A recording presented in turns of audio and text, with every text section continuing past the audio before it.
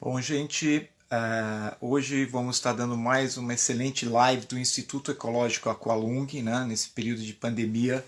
Toda semana estamos trazendo convidados especiais, né? Que vêm para contribuir, para nos trazer informações nesse período.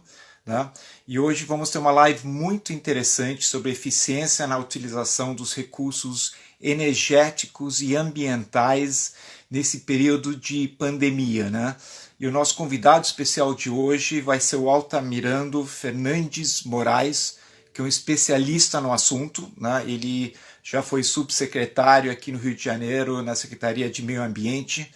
Ele tem uma grande vivência nessa questão ambiental energética, né? Então, estamos aguardando que ele entre. Já tem muita gente entrando. Olha, a Bianca, Aqualunga Oficial, Valezinho já entrou, Verônica Castro, nossa, quanta gente já entrando. Nós nem iniciamos, né? É para começar às 8, faltam segundos. Isso aqui foi só uma pequena abertura. Vocês estão todos muito bem-vindos nessa live. Com certeza vocês vão gostar bastante dessa história, tenho certeza que vocês vão adorar, porque o Altamirando tem um conhecimento muito profundo nessa questão, e ele vai estar oferecendo um curso muito legal nos dias 21 e 22 da próxima semana de maio, sobre exatamente como trabalhar a questão energética dentro das empresas, né? Porque a gente não tem muita noção como que a gente pode aumentar a eficiência da nossa matriz energética, mesmo a nível de empresas, né? O que você pode mudar, quais são as leis, quais são os horários de funcionamento, de multas, enfim, tem toda uma legislação, tem uma ISO específica disso, que é a ISO 50001, né? Que a gente vai estar também falando dela hoje. Vamos estar entrando em cima dessa norma, que é uma norma também brasileira, da ABNT, né? Altamirando agora acabou de chegar. Eu vou aceitá-lo dentro da nossa história. A noiva chegou, está chegando para o casamento aqui da nossa live. Ele, em função da eficiência, ele é eficiente, está chegando em cima da hora. A última live nossa foi de gestão de resíduos e PGRS com a Verônica. A Verônica resolveu me deixar 5 minutos falando sozinho, quis ser mais noiva, mas a gente vai se entendendo nessa plataforma. A gente está conseguindo aprender, né, todos nós, nós do Instituto, todos nós professores convidados, né? Esse período de pandemia está sendo muito interessante, porque a gente está conseguindo compartilhar informações com muita gente, estamos conseguindo trocar essas informações, muitas vezes de forma gratuita, o que era antigamente informação restrita. Hoje a gente está conseguindo oferecer essas lives em todas as áreas, né? A gente tem todo dia dezenas de lives acontecendo, e no quesito específico meio ambiente, né, o Instituto Ecológico Aqualung, que foi fundado em 1994, ou seja, a gente tem 26 anos de estrada, né? E nesses 26 anos a gente sempre se preocupou muito com essa questão de educação ambiental, né, como trazer educação ambiental para a sociedade. Imaginem o que era a consciência ambiental 26 anos atrás, né? Se hoje a gente reclama bastante da falta de consciência, tanto a nível de gestão de resíduos, descarte inadequado de resíduos, utilização de uma forma ineficiente das nossas matrizes energéticas.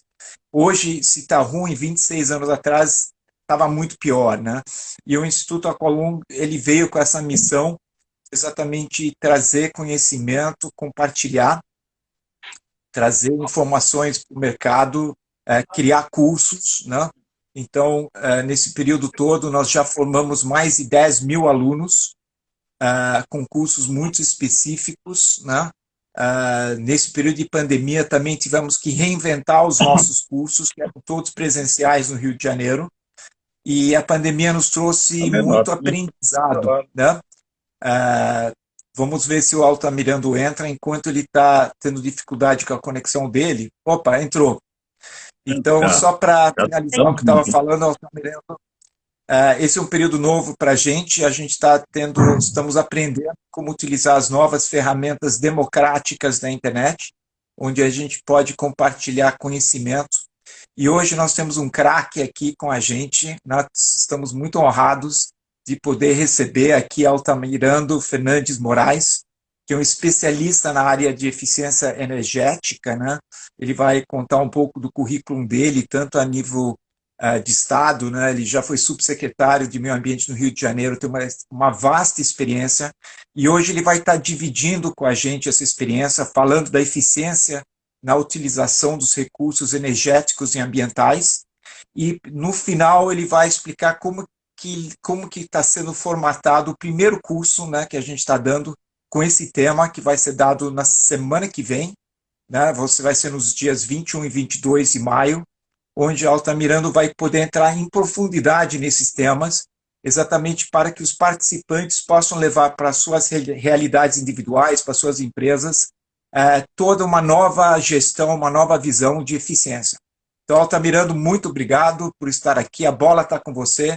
Peço para você começar se apresentando para as pessoas que estão chegando. Vai ser uma grande honra dividir esse tempo com você. Eu que agradeço, Lucas, pelo convite. O Instituto Aqualung tem uma tradição enorme na questão de meio ambiente, é conhecidíssimo no Rio de Janeiro.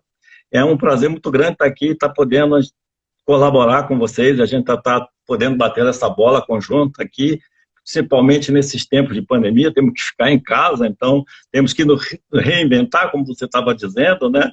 E aproveitar para aprender mais, né?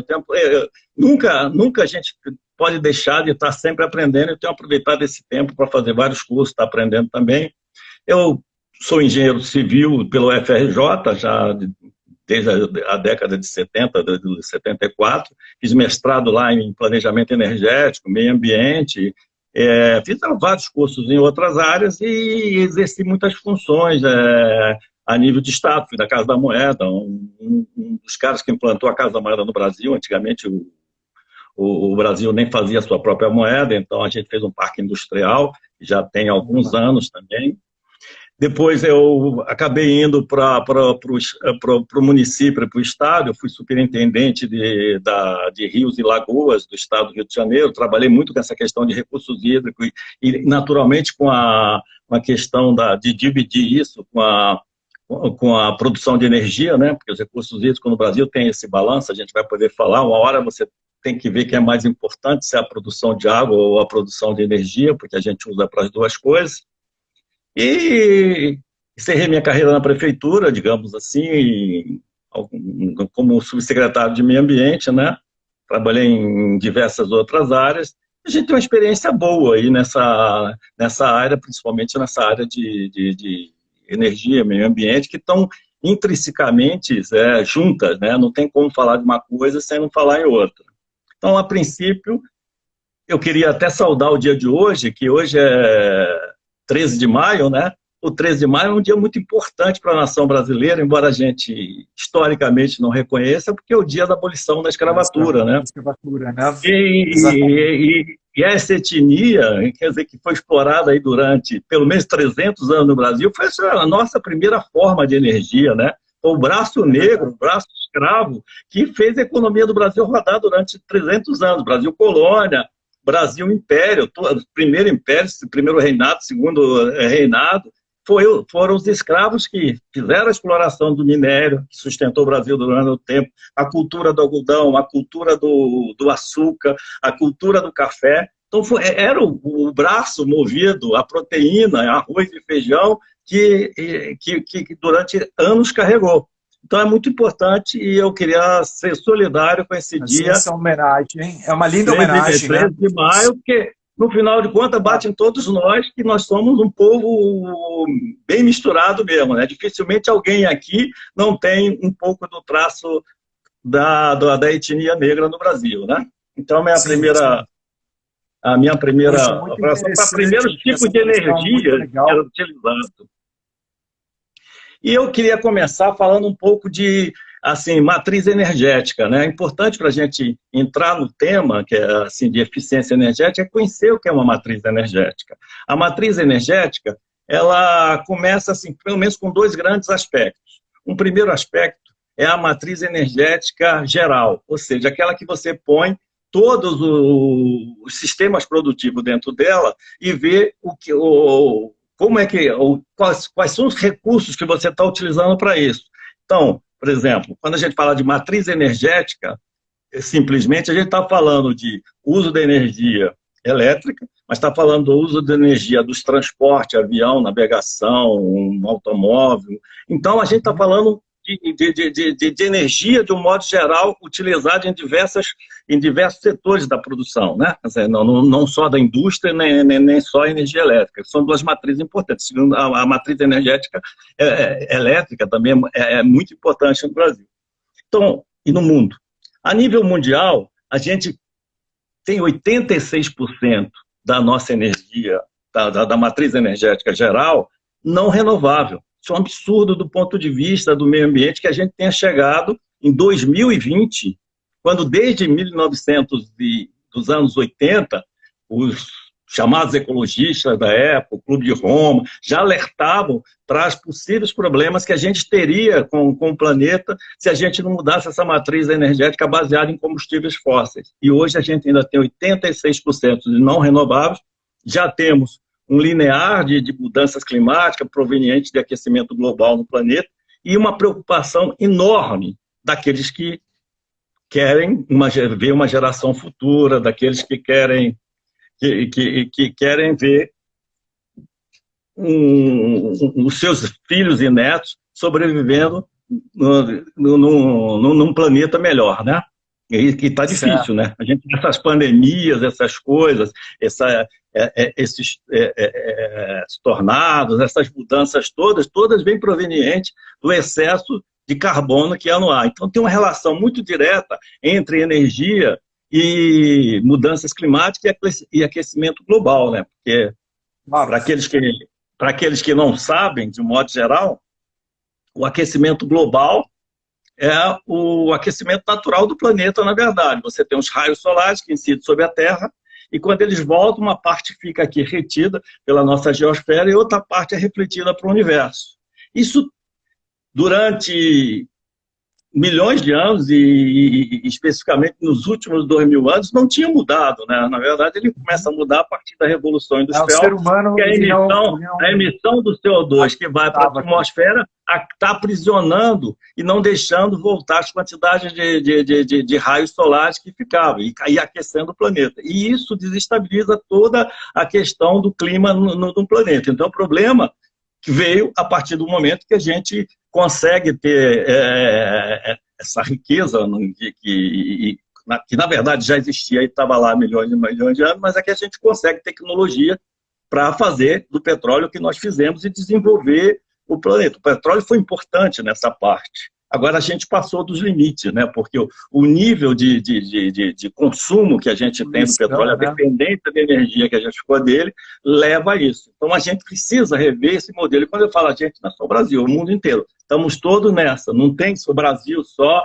não tem ninguém isoladamente. A gente sentiu pela pandemia que em pouco tempo o troço começa em Wuhan, na China, que a gente nunca ouviu falar, contaminou o planeta inteiro. Isso vale muito mais rapidamente para mudanças climáticas, para todas essas catástrofes que vem acontecendo no mundo. O Brasil tem uma matriz energética, de uma certa maneira, considerada renovável, porque a nossa maior parte da energia elétrica ela vem dos recursos hídricos, né? Então a gente é um país que tem bastante água doce, embora disforme. A gente tem muita água no norte do Brasil, na bacia amazônica, e tem alguma água no sul-sudeste. E aí a gente não tem em outras regiões um nível grande de recursos hídricos. Mas, de alguma maneira, a gente conseguiu fazer com a nossa matriz energética através de grandes hidrelétricas, que foram importantes num determinado momento, até porque não havia outras tecnologias alternativas para desenvolver o Brasil. Hoje é muito complicado, né? E o Brasil precisa, ao contrário de alguns países do mundo, ou dos países desenvolvidos, e essa é a grande questão, que na hora das discussões dos acordos do clima, acabam levando a impasse. Porque nós temos uns países, mercado como o europeu, nós temos o Japão, nós temos os americanos, que já estão num nível de conforto e querem manter aquilo, gastando a energia que gastam. Principalmente os americanos, porque tem uma economia ainda mais baseada no petróleo do que a Europa de um modo geral. Né? Eles estimulam muito a produção de usinas com carvão, né? Que são as que mais... E a China também, a China também, que também tem outro. Então, esse é um problema grande. Então, para eles está tudo legal, eles não precisam de mais tanta energia. Agora, para os africanos, 1 bilhão e 200 milhões de pessoas, e para a América Latina e América Central, que tem cerca de 500 milhões ainda de habitantes, para se desenvolver, o negócio é complicado, porque a energia que a gente tem não basta. Nós precisamos desenvolver. Por que a gente precisa desenvolver? Primeiro que a gente ainda cresce a uma taxa de 2,1, só o Brasil, a população. Nós vamos chegar ao final do século com mais de 300 milhões de habitantes. A gente então, isso consome mais, né? Aumenta muito o consumo, né? Vai aumentar muito o consumo. Não tem que aumentar o consumo. Né? Aumenta o consumo de energia e precisa aumentar. Não tem como não aumentar, porque o que acontece é que há uma desigualdade social muito grande nesses países e você precisa o quê? A gente precisa gerar emprego. O Brasil hoje tem quase metade da população deles, digamos, entre desempregados e subempregados, da população ativa. Estão fora os aposentados e os jovens não conta. Na hora que você fica com aquela massa produtiva, você está ali com 40 milhões ou mais de pessoas que precisam entrar no mercado de trabalho. E para entrar no mercado de trabalho, o país tem que crescer, não pode ser esse voo de galinha. A gente não cresce há 7 anos, deixou de crescer na década de 80, foi uma década perdida. A gente cresceu a partir da estabilização do Plano Real e até o final do governo Lula, o início do governo Dilma, e voltou aos voos de galinha, ou seja, retrocede. Uhum. E toda vez que a gente precisou crescer um pouco, a gente começou a ter o quê? Apagões, né? A gente começou a ter apagões, porque o Brasil não tem a disponibilidade de energia elétrica toda vez que a produção precisa aumentar. Se a gente crescesse igual os chineses, 7% ao ano, não tinha isso tudo, mesmo tendo... a gente não tem investimento em novas energias, a gente não tem desenvolvido. Esse é um problema grande para o Brasil. E hoje a gente não tem mais como fazer hidroelétrica, você vê que era a nossa grande fonte, porque a gente praticamente já esgotou os nossos recursos hídricos. A implantação de hidrelétricas, o que é que acontece com elas? Bom, o pessoal fala, é energia renovável pela não emissão de CO2 quando a energia é produzida. Mas a implantação de uma hidroelétrica, ela tem impactos ambientais muito grandes, né? Você sabe que para implantar... Itaipu, se fosse hoje, provavelmente não seria implantada. Itaipu acabou com uma das maiores belezas do Brasil, que era a chamada Sete Quedas ali. Você sabe, né? Era tipo a Catarata do Iguaçu. Então você vê que o governo, nos últimos anos, tentou fazer Tapajós, não conseguiu, tentou fazer Belo Monte, não conseguiu. Então, as empresas hidrelétricas, fazer novas hidrelétricas, tem tido uma dificuldade muito grande. Porque você tem um problema da navegação, você tem um problema que você tem de abastecimento de água, você tem sazonalidade dos recursos hídricos. É complicado. Aqui no Rio de Janeiro, por exemplo, a gente tem um problema porque as pessoas não sabem, acham que é fácil. Para chegar água na cidade do Rio de Janeiro é muito difícil. A gente não tem água. A água vem do Rio Paraíba do Sul, que nasce em São Paulo, e costeia por Minas Gerais, e é um rio nacional. Então, a Light já pega água lá do Paraíba do Sul para gerar energia elétrica. Mas, em tempos de escassez, tem conflito com a SEDAI, porque a SEDAI tem uma transposição de água que é feita numa barragem de Santa Cecília, que joga para a bacia do Rio Guandu, e é de lá que vem toda a água da região metropolitana do Rio de Janeiro. É um negócio meio complicado. Eu, quando estava como diretor da Serra, tive que mediar vários conflitos, e com auxílio das universidades, mais especialistas, pela questão do uso da água, porque a SEDAI precisava de uma transposição mínima de 120 metros cúbicos por segundo para poder cair na bacia do Guandu, para poder tratar e aproveitar a água para vir para o Rio de Janeiro. A Light precisa de um outro volume para isso. Então, essa questão de hidrelétrica no Brasil já está muito complicada, então a gente não vai gerar energia por aí. A gente tem que estar investindo em quê? Em eficiência energética, porque o Brasil ainda tem um parque industrial que desperdiça muita energia, e você pode ter uma economia grande de energia se você se torna eficiente. A gente é ineficiente na nossa casa, a gente sabe disso, e sabe tanto que quando teve os apagões, todo mundo conseguiu, com disciplina, reduzir o seu consumo sem perder qualidade, sem perder conforto em casa, né? Apenas controlando mais os seus gastos. Agora, o consumo de água doméstica dentro de toda a matriz ainda é muito pouco, né? Praticamente 7% só é utilizado pela sociedade, 93% é utilizado pela agroindústria, pela indústria, não é isso? E tem 30% de perdas entre a fonte, não tem essa história? Que a gente desperdiça muito a utilização de água, isso também prejudica nessa questão energética? Existe alguma relação? Claro que prejudica. Aqui é uma das coisas que eu estava falando, por exemplo, a recomendação mundial é de 50 litros por habitante dia. Você sabe que o Rio de Janeiro, que é o maior desperdiçador de água em todo o Brasil, o maior consumo, 250 litros por habitante dia no Rio de Janeiro. O dobro de Curitiba, por exemplo. O dobro de Curitiba. Então, a gente tem que trabalhar não só na questão da eficiência energética, como na eficiência de todos os recursos hídricos, inclusive da água, até porque ele tem complemento. No Brasil, você usa água para energia e você usa água para abastecimento. Então, é um complicador. Então, a gente tem que trabalhar a eficiência na sociedade como um todo, em todo o consumo. Quando você consome mais água, a gente está falando aqui, por exemplo, na verdade você está acionando mais bombas que consomem mais energia também, porque todo o sistema é interligado, ele vem através de bombeamento, ele vem até através de estações de tratamento. Então, gera todo esse conflito do uso, e hoje em dia, o que eu quero voltar, a gente tem que ter uma política de investimento em quê? Em eficiência energética para a gente aproveitar melhor essa energia que a gente tem disponível. E segundo, são as duas fontes que a gente tem que sair para gerar energia para o Brasil. Investir em energia renovável, investir em energia eólica, a gente tem grandes centrais já sendo feitas até no Nordeste, não sei como é que nós estamos tendo alguns investimentos interessantes, né? Porque lá tem um vento constante, né? Eu vi alguns estudos interessantes que eles estão começando a colocar exatamente essas hélices em alto mar, né, com as hélices acima de 100 metros de altitude, exatamente onde existem correntes constantes de vento, né, que essa é a dificuldade do investimento, né? Você investe numa matriz eólica em locais onde você não tem a constância do vento, né? E aí eu vi que existem já empresas, algumas norueguesas, suecas, que estão fazendo essas hélices acima de 100 metros. É isso mesmo? Como é que está funcionando isso? Além das eólicas, quer dizer, a gente precisa...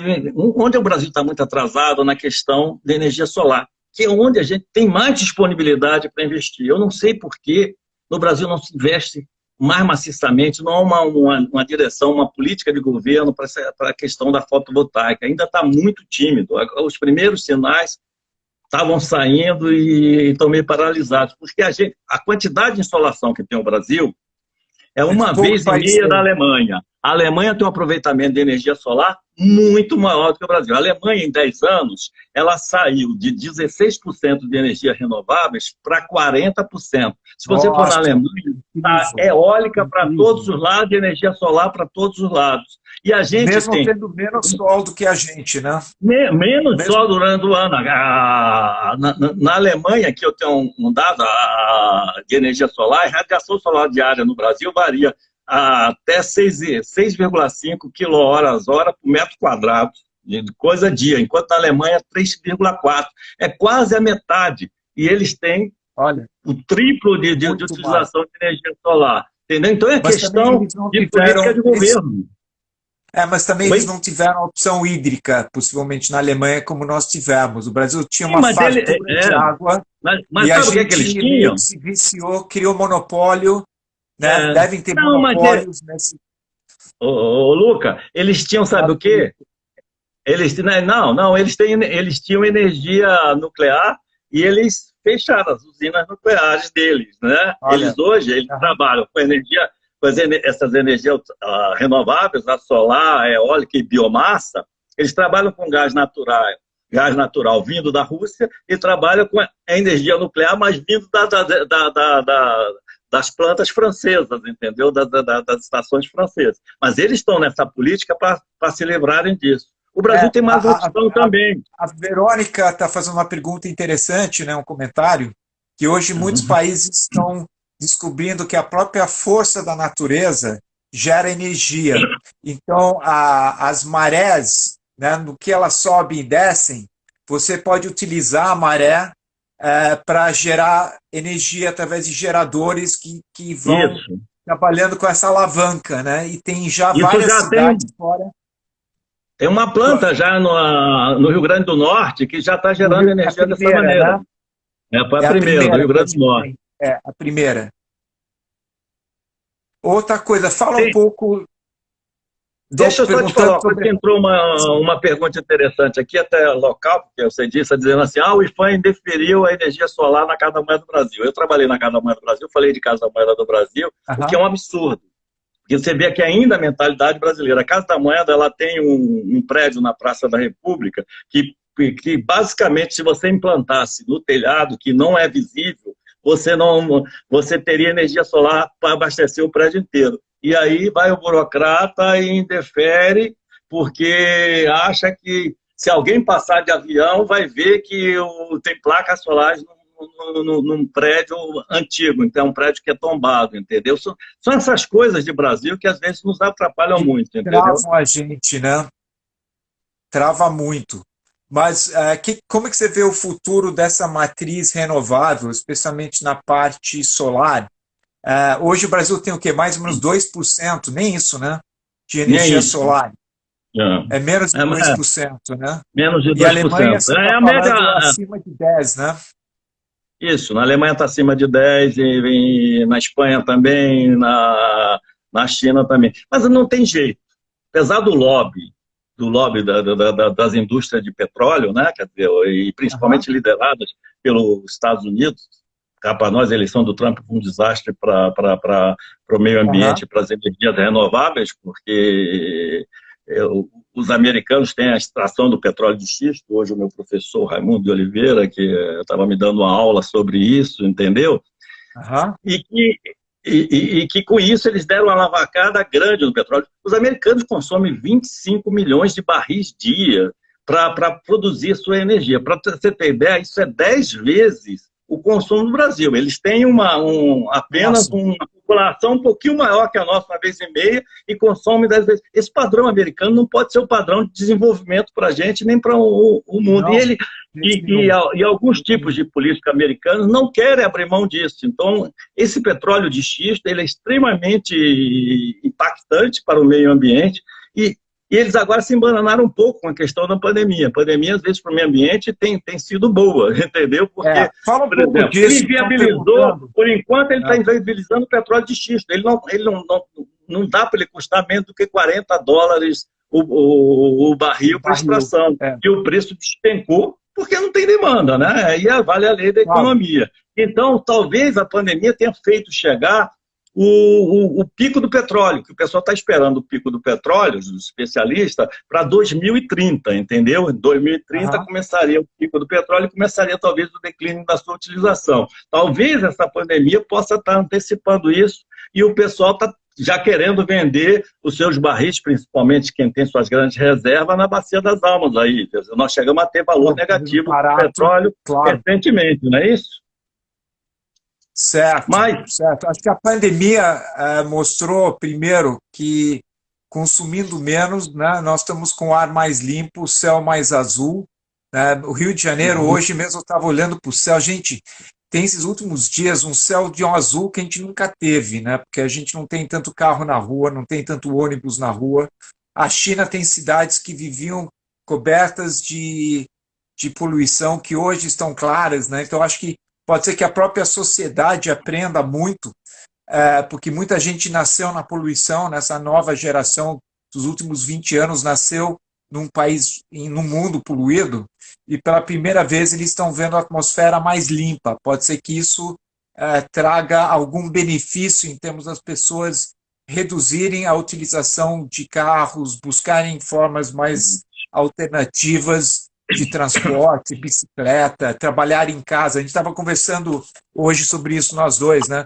Como a pandemia está reinventando o trabalho e, com isso, reduzindo o impacto no meio ambiente, né? Na medida que as pessoas estão aprendendo a trabalhar em redes sociais, trabalhar em casa, você reduz a necessidade de ter um carro. Fala um pouco disso. Qual a tua visão disso? Eu tenho duas notícias, porque as notícias da pandemia são muito ruins. Então, eu tenho duas notícias que eu acho que são boas. Eu estava lendo hoje, aproveitando que entrou aqui o Márcio Regaleira, que é um grande amigo, incentivador do uso da bicicleta. A gente tem grandes caras nessa área, o Zé Lobo e tal, que me ajudaram, quando eu era subsecretário do Meio Ambiente, a fazer com que o pessoal no Rio de Janeiro pudesse mais usar a bicicleta como meio de transporte. A gente implantou esse sistema que hoje é Itaú banca, mas é uma concessão municipal. Por exemplo, na Europa, vários países da Europa, várias cidades da Europa já estão investindo enormemente, estão investindo enormemente. Hoje, por exemplo, Londres anunciou 14 milhões de reais, são 2 milhões de libras, mais ou menos, para investimento em ciclovias provisórias, ou seja, tomando espaço dos carros na rua para que o pessoal possa usar no futuro próximo, porque eles sabem, e todos nós sabemos, que essa pandemia ela veio para durar. A perspectiva é que antes de 36 meses a gente tenha continuado esse vírus aí circulando, baixa ali, volta aqui, e eles estão fazendo isso pedindo uma distância de 10 metros entre ciclistas. Há um grande investimento, eu ia falar disso, porque para evitar a aglomeração no transporte público, né? O metrô é um grande foco, os trens, enfim, a gente vai ter que rever a nossa forma de se transportar, e a bicicleta é uma grande alternativa com relação a isso. Outra notícia importante nessa área de energia também, é que existe, eu não sei se todo mundo sabe, o C40. O C40 reúne as 40 cidades maiores do mundo. Então está Nova York, está Los Angeles, está Hong Kong, está Rio de Janeiro, está Santiago, está São Paulo. E eles tiveram uma reunião essa semana, porque o mundo continua se movimentando, que nem a gente está tendo reunião agora. E das 40 cidades, 35 assinaram um compromisso, puxado pelo ex-prefeito de Nova York, o Michael Bloomberg. O Eduardo Paes também foi presidente da C40. Eles assinaram o seguinte compromisso, que eles, no pós-pandemia, vão acelerar a recuperação econômica e aumentar a equidade social por meio de novas tecnologias e do desenvolvimento de indústrias inovadoras e de empregos verdes. O ex-presidente do Banco da Inglaterra, Mark Carney, que também fez parte da reunião, fez um apelo para que as nações industrializadas investam numa recuperação econômica verde após o Covid-19. Então, vai mudar. Eu acho que a gente vai ter mais investimento em eólica, mais investimento em solar. É a hora da mudança no mundo todo. E o Brasil não vai poder ficar atrás, mesmo que a gente não tenha um governo tão simpático ao meio ambiente, mas essas coisas, a pressão da sociedade, a pressão do mundo vai acabar levando isso. Porque a gente precisa de mais energia e a gente precisa crescer. E nesse ponto todo mundo concorda, mesmo quem está mais para a direita, para a esquerda, que a gente precisa crescer a economia para gerar emprego. Não tem como gerar emprego se não crescer, se a economia não crescer. Agora, só que a gente tem que crescer de forma sustentável. Essas 35 cidades significam, na verdade, quase 1 bilhão de habitantes, entendeu? São 800 milhões de habitantes. Então, é uma coisa importante. Se houver adesão de estados, e houver adesão de nações, a gente vai ter algumas coisas boas, né? A gente falou um pouco da energia fotovoltaica, eu quero falar um pouco mais sobre ela, porque, como eu disse, o futuro está na eficiência energética. Eu vou deixar um pouquinho mais para frente, eu não sei como é que está o tempo aí, 33 Não, ainda minutos, é temos uns isso? 20 minutos ainda tem 20 minutos pela Então, frente, dá então para deixa eu falar um desenvolver pouquinho um de pouco o energia tema. fotovoltaica, porque ela é o futuro, não tem dúvida. E o futuro, um futuro que já começa agora. Porque, por exemplo, existe um livro que é do mesmo pessoal que fez. Em 82, existe um livro que virou a Bíblia do Meio Ambiente, que chamava Limites do Crescimento, em que o pessoal já alertava que no início do século XXI a gente ia ter todos esses problemas se continuasse naquele ritmo da queima de combustíveis fósseis. Muitas dessas catástrofes e pandemias já estavam previstas. Quem quiser, volta a ler Aham. os Já era limites do totalmente crescimento. previsível. É. E agora, esse pessoal, eles faziam previsão para os próximos 40 anos. Em 2012, eles voltaram a escrever um livro para os próximos 40 anos, que se chama 2052. E assegurando, por exemplo, em várias áreas, umas previsões que vai acontecer. Na questão energética, eles, indubitavelmente, nós vamos chegar a 2052 com mais de 50% de energia solar. E quem estiver apostando o contrário vai se ferrar, porque o resto vai estar com energia solar, e com energia Aham. solar você vai estar com o teu produto muito mais competitivo, porque o teu custo de energia vai estar muito mais barato, e você vai estar por cima do mercado. Por isso que a China está investindo muito nisso, por isso que o mercado comum europeu está investindo muito nisso, não é por acaso. Os Estados Unidos vão ficar para trás se não ficar nisso, porque o preço do petróleo vai acabar inviabilizado pela própria tecnologia. Por quê? A gente o pessoal fala, vê muita energia solar ainda como silício, como para fazer as placas fotovoltaicas, que o silício acaba sendo a exploração de minério, tem a junção de outros produtos, ela tem um certo impacto ambiental e ainda tem muita cunha por aí. Mas, por exemplo, já surgiu células orgânicas solares que precisam de 20 vezes menos energia que os painéis de silício e que vai diminuir muito essa pegada ambiental. E ela é fina, com 3 milímetros de espessura, você pode aplicar. Isso não é, eu não estou Colado, falando de né? futuro, não. Eu estou falando de presente. Já tem Já empresa no Brasil, existe. em Belo Horizonte, tem empresa na Austrália, tem empresa na Europa. Você cola nos vidros e você gera energia. Você cola nas paredes, você cola nos telhados. Você vai poder colar no teu celular. E o teu celular não vai precisar, que nem o meu, está plugado aqui agora para estar com energia. Ele Os vai teus carregando laptops. durante o Então, dia. isso é uma grande revolução que, em pouquíssimo tempo, vai transformar a realidade das cidades. Se houver um pouco de solidariedade em governos mais progressistas, a gente vai poder, por exemplo, transformar grandes prédios, por exemplo, que hoje a gente tem vidros à beça, colados, gerando energia para o próprio prédio e até conectando em redes de bairros ou tal, onde cada um possa utilizar Distribuindo. a energia como coletiva a partir do momento que você tem emissão. Eu não estou gastando toda essa energia, ela está na rede e está sendo disponibilizada para outros. Essa é uma grande revolução que já está acontecendo. Tem um piloto que eles já tinham feito na África, por exemplo, na África subsaariana.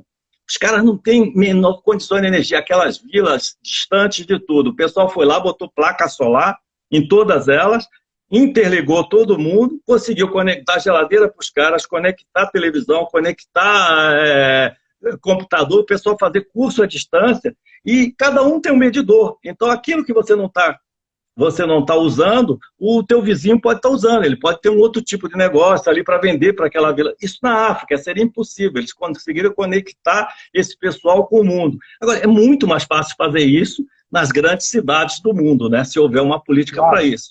A gente vai ter que sempre enfrentar. A gente nunca pode subestimar as grandes corporações, e as grandes corporações, principalmente as petroleiras e as petrolíferas, vão resistir a isso. Ou até a Claro. hora que elas sintam que é hora de mudar o negócio e passar para as energias renováveis. Mas as próprias essas empresas devem estar também começando a investir nisso a médio e longo prazo, né? Eles sabem que o futuro deles, É. o negócio deles é energia. Se a energia fóssil, Não, é claro, já tem muita gente eles vão ter que migrando. A mudar, Shell, por mas exemplo, está com um programa avançado, já falando de energia limpa e neutralização de carbono e todas essas coisas. Eles vão migrar, não eles tem sabem jeito. que não tem outra saída, né? É, Eu vi outro é. dia até uma empresa alemã pequena que eles inventaram uma coisa para ajudar populações pobres ribeirinhas, né, onde tinha um rio com Uhum. uma correnteza, onde eles criaram um gerador que fica dentro da água e ele roda em função da correnteza. É uma hélice que pega a água, ela fica fixada no rio e ela tem a capacidade de alimentar uma aldeia inteira continuamente com energia limpa, né? E aí eu penso, caramba, a gente tem tantos rios no Brasil e eles colocaram um equipamento pequeno numa pequena aldeia, mas isso não foi Uhum. multiplicado, isso é uma coisa que era para dizer, caramba, vamos botar 10 mil desses negócios, vamos trazer energia fácil, limpa para todas as populações ribeirinhas, né, que tem algum movimento de água, você já cria com o movimento da própria natureza, você gera energia, né? Aham. Agora falta Deixa eu essa te consciência, né? É. Eu queria agora sair um pouco da alternativa de fontes energéticas para falar um pouco de eficiência energética, que vai ser o foco, inclusive, do nosso curso lá na coisa, Perfeito. porque esse é o foco imediato, é o principal. A gente está falando de tecnologias que tem investimento, que tem coisa, mas o investimento em eficiência energética é um investimento barato comparativamente com retorno. A maior taxa de retorno que você pode ter é investir na eficiência energética.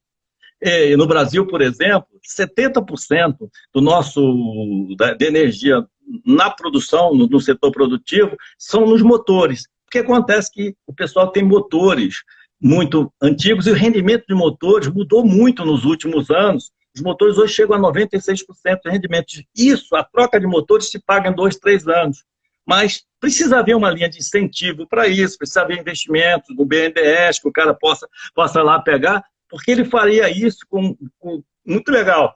E hoje a gente tem várias empresas já se certificando na área de eficiência energética. Hoje a gente já tem mais de 20 mil empresas certificadas com a ISO 50001, que foi uma ISO internacional que surgiu em 2011, começou a pegar mesmo a partir de 2014 e foi atualizada em 2018. A gente vai falar muito disso no nosso curso de eficiência energética. Então, isso é muito importante, inclusive porque as empresas que já têm a 9001, que a Bianca estava pedindo para falar sobre isso, por isso que eu até entrei aqui na questão, que ela colocou uma pergunta, você já tem a 9001, que é a gestão da qualidade, que fala em otimização de processo, você tem a 14001, que é sistema de gestão ambiental, e a tua sequência natural é ter a 50001, porque quando a gente fala em reduzir consumo de energia, em tornar a energia que você utiliza mais eficiente, você está falando em mexer em processo, em otimizar os seus processos. Só que, às vezes, com a Claro, otimização claro. do processo, você consegue já reduzir o teu custo de energia.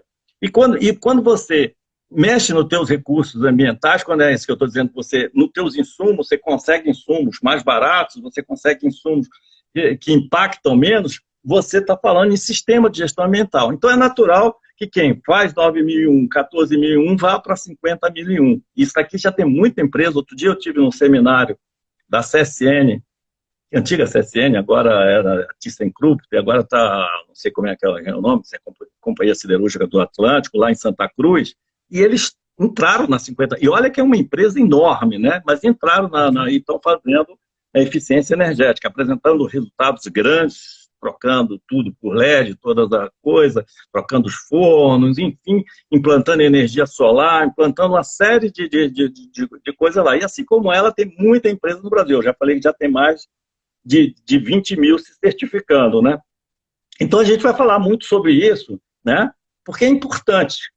É importante para você implantar que você ganhe a alta direção da empresa. Eles têm que estar abertos para isso. Então, é muito bom que profissionais da área que trabalhem nas suas empresas se influem, conheçam bem a norma para poder chegar e vender bem isso na sua empresa. E vai trazer um retorno. O teu custo de produção vai baratear, porque você barateou um dos teus principais insumos, que é energia. Então, você baixa o teu consumo e você se torna mais competitivo. Você está com vantagem no Mais mercado. O meu eficiente. investimento que E a você está redução, fazendo...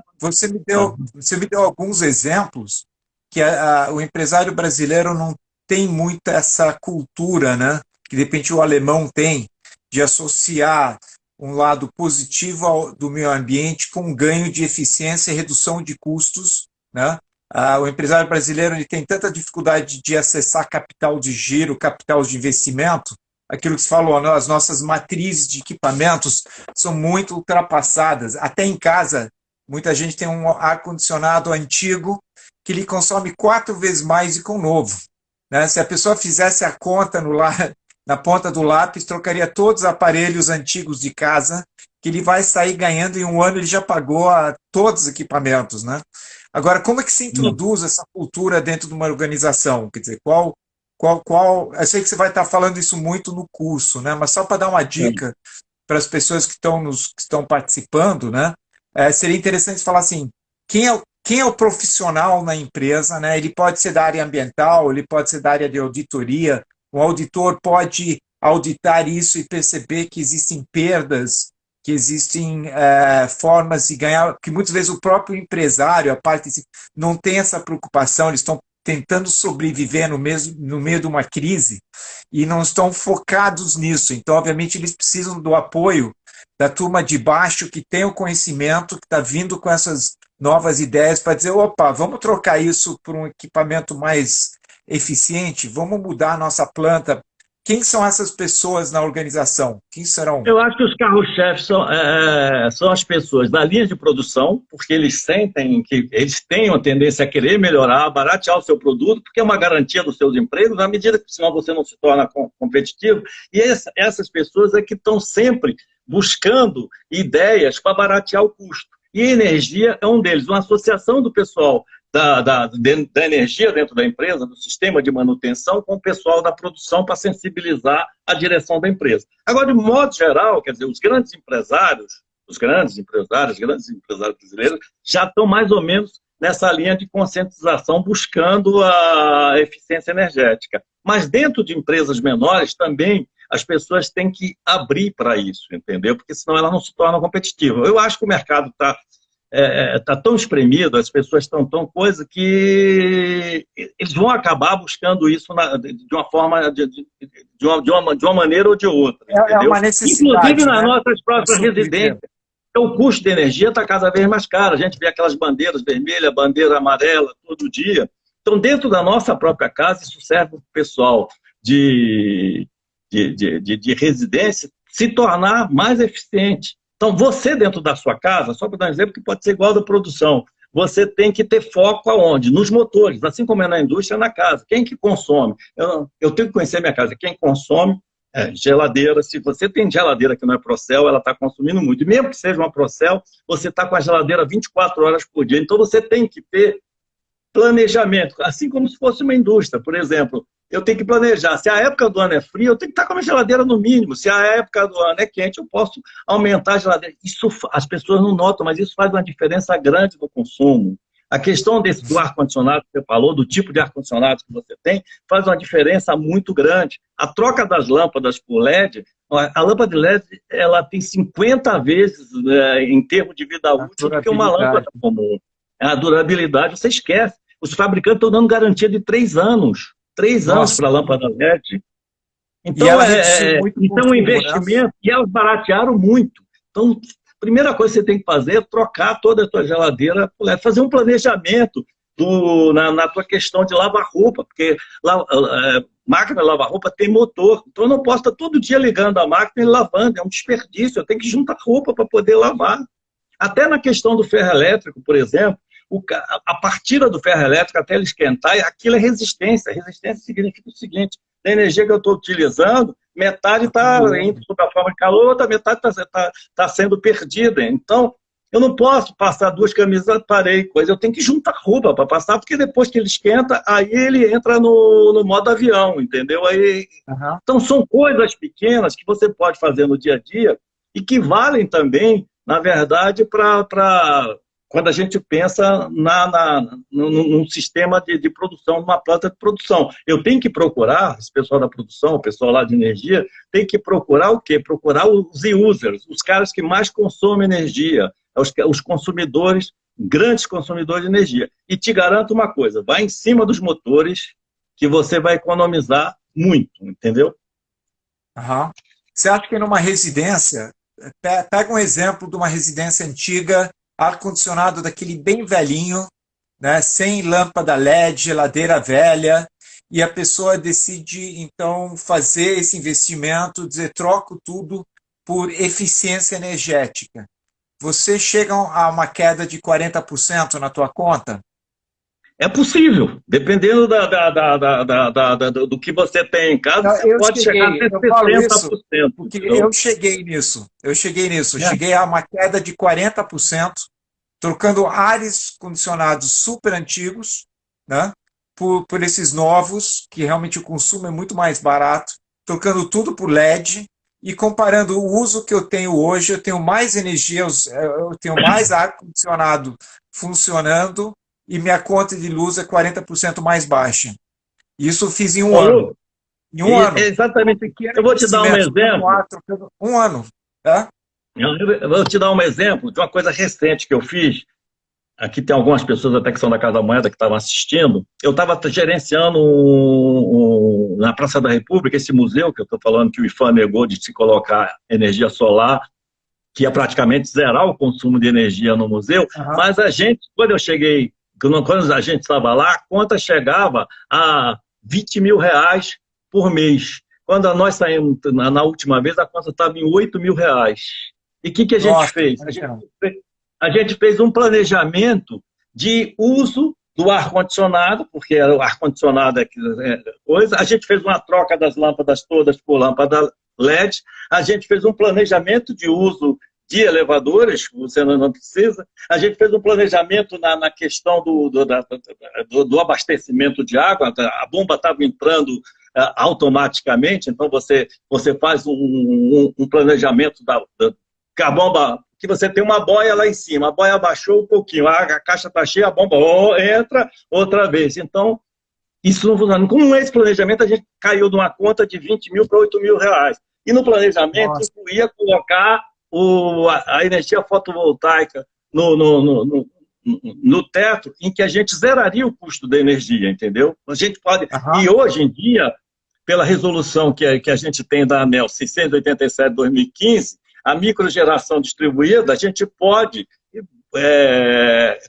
voltar com ela de volta para a rede e gerar crédito. Ao invés de eu gastar energia, eu podia devolver energia para a rede e ficar como crédito, entendeu? Isso Perfeito. é uma coisa que dá para fazer, como dá para fazer em grande indústria. Agora precisa ter foco, você precisa conhecer o teu ambiente de trabalho, conhecer a organização, você tem que planejar, você tem que ser duro na execução e você tem que principalmente fazer um monitoramento contínuo, porque essa é uma coisa muito de cultura no Brasil também. A gente adora implantar, botar coisa nova, daqui a pouco a gente relaxa e a coisa vai voltando. A gente sentiu isso no apagão, nós fomos obrigados a se planejar para continuar tendo o mesmo nível de conforto, mas tinha que fazer sempre aquelas coisas, para tendo cuidado, apagar a luz disso, de trocar, trocou por LED, não sei o quê. Depois a gente tem uma relaxada, os nossos consumos, pode ver, todo mundo subiu o seu consumo de volta até o próximo apagão, né? Uhum. Agora, fala um pouquinho, estou perguntando aqui sobre o curso, né, porque esse está sendo o primeiro curso que o Instituto Aqualung está dando de eficiência na utilização dos recursos energéticos e ambientais. Né? Esse curso vai ser de 2 dias, vai ser no dia 21 e dia 22 de maio, vai ser na parte da tarde, das 2 às 6, né? Vai ser no formato online presencial, através de uma plataforma dedicada à nossa Zoom, que é muito interessante, porque os participantes podem trocar informações, você, como instrutor, apresenta tudo na tela, né? E estão me perguntando como é que vai ser a sementa, como que você planejou esse curso, que é um dos primeiros cursos no Rio de Janeiro com esse foco, né, de capacitar as pessoas a entrarem com planejamento dentro das suas organizações e saberem o passo a passo, né? Como é que por onde que eu começo, onde que eu estou perdendo, o que eu não estou vendo, né? Então a gente queria que esse curso fosse bastante abrangente em termos de formação, que não fosse só engenheiros, mas que pudesse estar muito Isso. voltado ao nosso público do Instituto, que é um público ambiental, né, que trabalha em todas as áreas ambientais. Explica um pouco como é que você está Na planejando isso. verdade, na verdade, a eficiência energética, ela depende tanto dos engenheiros como depende de todos os níveis da organização, entendeu? Porque se a organização inteira não tiver envolvida, o comprador lá é importantíssimo, porque ele vai comprar equipamentos mais eficientes se ele estiver conscientizado para isso e não vai estar só ligado naquela questão do menor custo que vai acabar trazendo prejuízo para depois. Então, é fundamental que você tenha níveis e profissionais diferentes, desde técnicos até nível superior. E no curso, a gente faz um nivelamento inicial. Quando eu começo o curso, eu começo falando do conceito de energia, das principais formas de energia, das fontes de energia, identificando as fases do ciclo de gestão da energia, antes de entrar na norma, entendeu? Então, a gente vai dar uma certa nivelada básica no conhecimento técnico, para poder falar da estrutura da família da ISO 50000, que tem a 50001, depois vieram algumas outras relativas à manutenção, e aí dentro dessa gestão da energia a gente vai fazer passo a passo, a gente não vai ficar com a norma, que é chata, porque o cara ficar lendo artigo de norma, mas a gente vai mostrar do ponto de vista conceitual da norma, como você pode analisar e entender o contexto da tua organização, como é a melhor maneira de fazer isso, como planejar e estabelecer os teus objetivos e as tuas metas energéticas, como gerenciar o uso e o consumo de energia, como monitorar o desempenho e as melhorias, como tomar decisões e buscar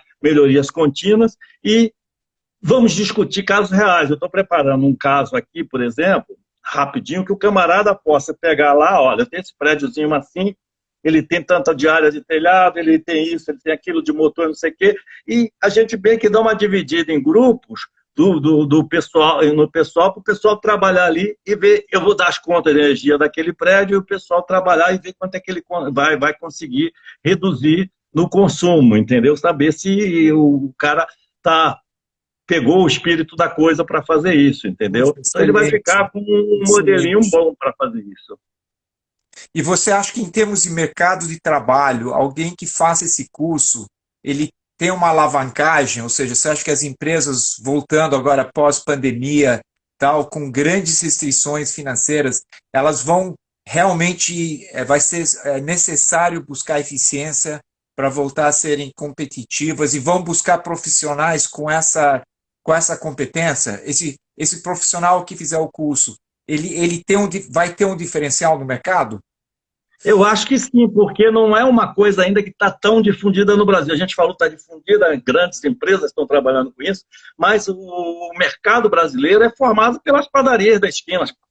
Pode ter certeza que qualquer padaria está precisando de ter uma eficiência energética para reduzir os seus custos, para baratear, para poder ser competitivo. Qualquer comércio, qualquer pequena indústria. Então, um profissional, independente dele trabalhar numa grande empresa ou não, trabalhar numa média empresa, ele pode se tornar um consultor para isso, ele pode vender esse serviço. Então, uma qualificação a mais que o camarada vai poder ter e um diferencial no mercado, qualquer que seja a profissão dele. Ele pode ser um técnico, ele pode ser um comprador, ele pode ser um administrador, ele pode ter qualquer tipo de formação técnica, mas é um curso que ele pode absorver e vai botar essa capacidade para ele. Eu acho que vai ser super interessante fazer essa troca, legal, na verdade. E como cada um trabalha em um local diferente, quer dizer, o cara também pode trazer a sua experiência para dentro do curso e trocar. É uma forma também de você conhecer outras pessoas, enfim, fazer um network também, né?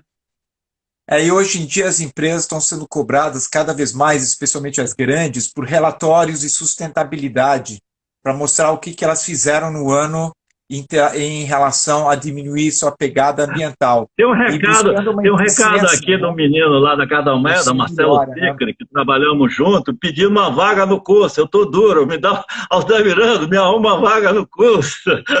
Ô Marcelo, olha, se inscreve no curso, a gente consegue um desconto muito grande para você. Perfeito. Perfeito. Não é isso, Luca? Luca é o dono do negócio. Bom, vocês podem mandar mensagem pelos nossos canais, pelo nosso Instagram, pelo site do Instituto. O site é simples, é institutoaqualung.com. Se vocês entrarem em institutoaqualung.com, todos os cursos estão lá. Vocês acessam os cursos, vocês pedem ajuda, quem precisa de ajuda diz, opa, quero participar desse curso Altamirano, como é que eu faço? a gente está conseguindo excelentes condições com essa plataforma online. Os nossos cursos, nós conseguimos também uma eficiência de entrega, sabe, Altamirano? Com as plataformas online, os nossos cursos caíram em média 40% de preço, porque a gente está conseguindo uma melhor eficiência e a gente percebeu que a aula online, de certa forma, ela tem muito conteúdo, a gente consegue gravar a aula, passar a aula para os alunos depois que quiserem revisitar aquela matéria, coisa que a gente não fazia na aula ao vivo, né? A gente tem uma troca muito boa e as pessoas podem fazer isso em casa, onde estiverem. Então, eu tinha um certo preconceito em relação às plataformas de educação